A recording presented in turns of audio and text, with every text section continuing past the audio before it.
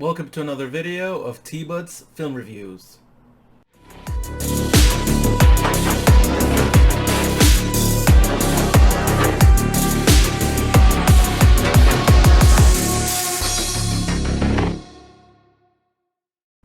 In this video, I will be reviewing the long-awaited No Time to Die. First and foremost, I would admit I was never a huge fan of the James Bond films. I've always appreciated what they were, like the Sean Connery films and the Roger Moore films. Pierce Brosnan, all I remember liking really was GoldenEye, but I think there were just huge missteps with the rest of them. But there's something about Daniel Craig's movies. Maybe it was like around the same time as Jason Bourne, and like I really loved that spy action thrillers that Daniel Craig was in. And some of his movies were like masterpieces. Casino Royale, masterpiece. Skyfall, absolute masterpiece. I really thought maybe Quantum of Solace and Spectre weren't as good or great as the ones that I just mentioned, but I mean they were all really, really, really good movies. And I think Daniel Craig always held his own whenever he got the chance to play James Bond. I think he was in No Time to Die. I think that was one of his best James Bond acted roles since Casino Royale, because I thought he was actually incredible in this movie, and it was a fantastic swan song for him. And I mean, I honestly I couldn't have written any better.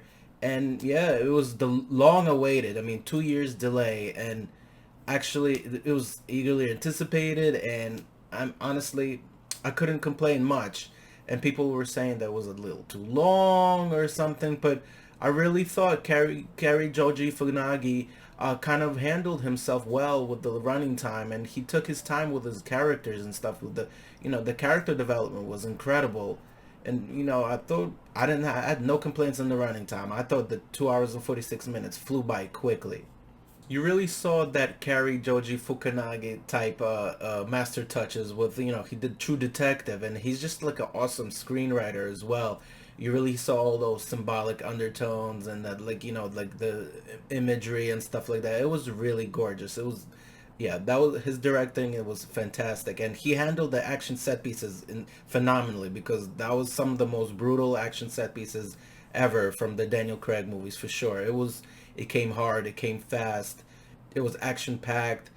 Yeah, it was really brutal. It was fantastic.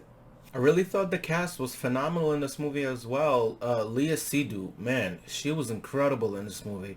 She's always had some of the most fantastic films. Blue is the Warmest Color is one of my favorite all-time films, and I thought she was really awesome in this movie as Daniel Craig's love interest, and she was incredible. Ralph Fiennes hit it out of the park again as M. He had like this mysteriousness about him with this movie, and yeah, you really kind of didn't see where that was going at first, but it was awesome.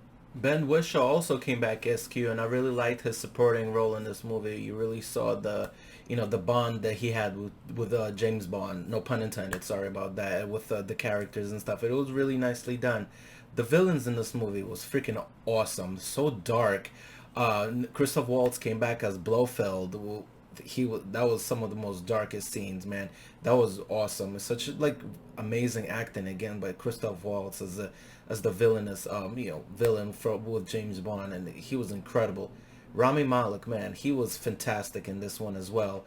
I really loved his soften. He was also like mysterious, but also was he? I mean, yeah, of course he was a very villainous role, but it's just the way how these villain comes to be, and it's like it's really deep, and the character development was incredible from the start to finish with his role. And he was a quintessential Bond villain, but I thought it was executed phenomenally in this one.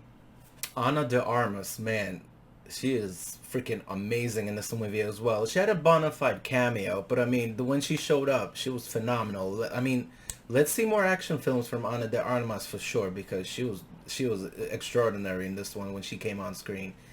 The big story in this movie was Lashana Lynch's 007 character. I mean, it's just a number, as stated in this film. And will she become the next Bond? She's probably not. I doubt it. Like, I don't know what angle they're trying to play at, but if it's just another number, it was just another character. Because, I mean, yeah, she was awesome in this movie as well. I really liked her dynamic with her and James Bond. Just just retire, just go away, don't come back, and I'm the new James, 007, and if it's just a number again, it's just a number, and I liked her in this movie. Again, I enjoyed No Time to Die like crazy because I thought it was such a fantastic ending to. I mean, what a phenomenal career that Daniel Craig had as James Bond. I mean, honestly, at times I never know how he did it.